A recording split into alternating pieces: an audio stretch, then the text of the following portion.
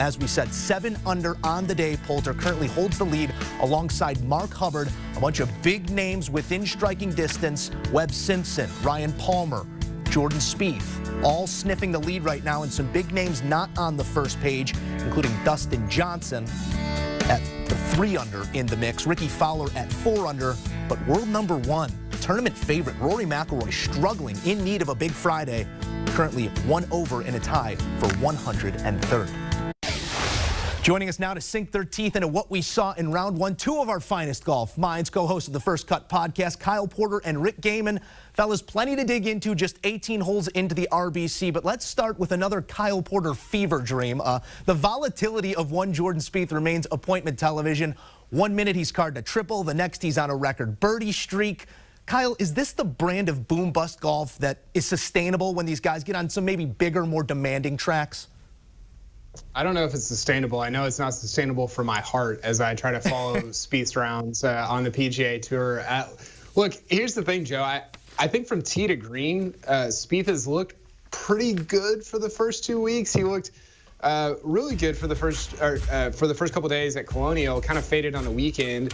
And then day 1, you see the 66 here. He was good from tee to green. It wasn't just him pouring in putts from all over the place. So if he can sustain that, and that's a big if because he hasn't really done it over the last few years, throughout 4 days, he can contend at major championships and at tournaments with major championship-like fields like the RBC Heritage this weekend. So it remains to be seen. I want to see the consistency throughout an entire tournament over the course of a couple tournaments in a row.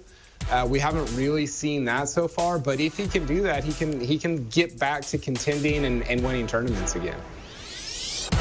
I woke up early to make sure I would not miss a single shot of Jordan Spieth's round today because he is must-see television no matter what he does. He starts out with a triple on the 12th hole, which was his 3rd of the day, bounces back right with a birdie on his next, and as we mentioned, rattled off 6 in a row on his second 9, 7 in total. It's really unbelievable. He can flip the switch in both directions, looking like the best golfer in the world or the worst golfer in the world, literally shot to shot. There's so little consistency in Jordan Spieth's game right now. It's really incredible, but it's never been about the upside, right? It's never been about the overall skill set. It's can he put 4 rounds together, especially as conditions usually get tougher on the weekend and pressure certainly ramps up.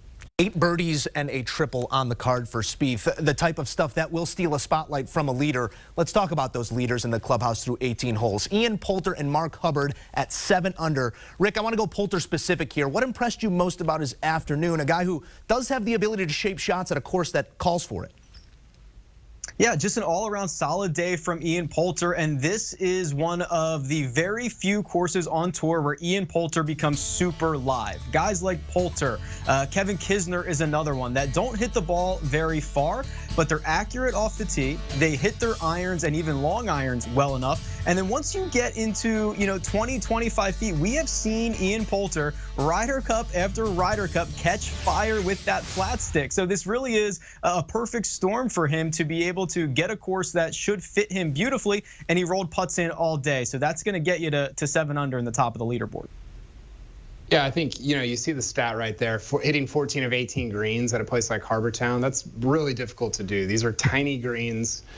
Guys are missing them all over the place, not because they're not good, just because they're so small. I mean, they're among the smallest greens that these players play on the PGA Tour. So for Poulter to hit 14 of 18, again, it speaks to just his accuracy. And it's so interesting because, throughout the PGA Tour season, they go to these long tracks where guys like Rory and Bryson and DJ and Jon Rahm have such an advantage. And it's not that those guys are necessarily disadvantaged here. It's just that the shortness of this course kind of stymies what they do best, right? It neutralizes what Bryson does best, what Rory does best. And they can still contend, certainly, because they're really good players. But it almost elevates the guys that are not as long off the tee, like a Poulter, like somebody like a Luke Donald, who's had a lot of success at this tournament, somebody like a Matt Kuchar, who's had a lot of success at this tournament. You see that from Webb Simpson. Webb Simpson's not a great driver of the ball, but he has a lot of success at Harbour Town.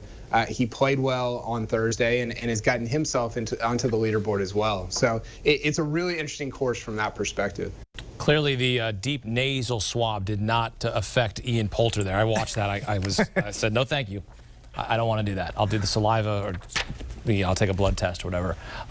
Let's talk big surprises here, round one. Kyle, who stood out to you in the opening round of the RBC Heritage? Well, I got to go back to the small green thing, and the reason I go back to it, Viktor Hovland surprised me, my Oklahoma State guy. You know, he is not somebody who has had a very good short game over the course of his very short PGA Tour career. I mean, he's talked about that. After he won earlier this year, he said, "I suck at chipping. You know, I'm not a great short game player," and that's very normal. I mean, guys that come out on the PGA Tour, that's something that takes a ton of practice. You don't necessarily have the time to put that practice in when you're in college, when you're coming up as an amateur. So he'll get better, but I guess I'm surprised that he would play so well without that great short game because, again, these greens are really small. You're missing a lot of them. It takes a great short game to contend and play well at a place like RBC Heritage.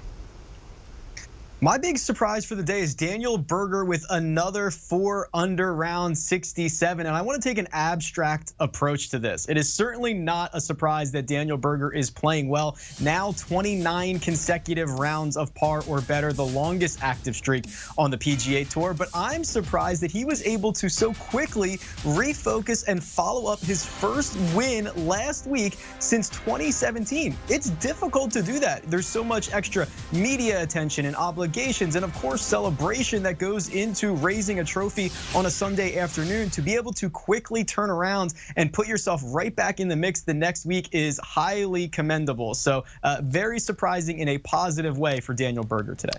Daniel Berger showing he's a pro's pro. All right, who is the biggest disappointment in round one? Kyle, who underachieved in the opening round? Well, I had a couple of them, you know, guys that stood out to me going in. Sungjae Im was not great. Hideki Matsuyama, I thought was really disappointing because, you know, you look at somebody like Matsuyama and he comes into 2020, he's playing really good golf. You know, he's playing underrated, great ball striking golf. And then he goes out today, 37-37. I'm like, wow, that's not what I really expected in your first tournament back. So I thought his day of all the kind of stars and superstars was maybe the most disappointing to me. Alongside Sungjae, I didn't totally see where he ended up, but 74 from Matsuyama is not something that I saw coming. I'll take the bait and just say Rory McIlroy is my biggest disappointment here. And it's not that he just played poorly and he shot 1 over par. It's kind of how he did it.